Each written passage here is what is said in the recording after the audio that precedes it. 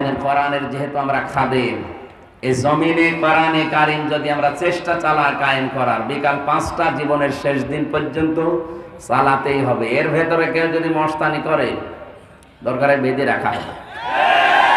যদি মারামারি করা লাগে হবে, যদি হাতাহাতি হয় হবে, যদি দাঁত ফেলে দেওয়া লাগে তাও দেবে, যদি মেরে ফেলা লাগে তাও মেরে ফেলবে।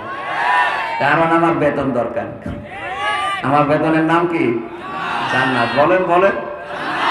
ওইটা পাওয়ার জন্য বাধা আমি দিতে আপনাকে বলি নাই, বারবার বলছে। আর 10 মিনিট পরে তোলেন।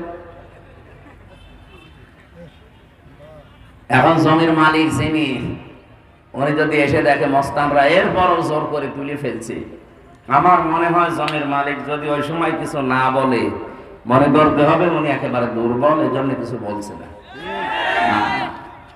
যদি সামনাসামনি কিছু না বলে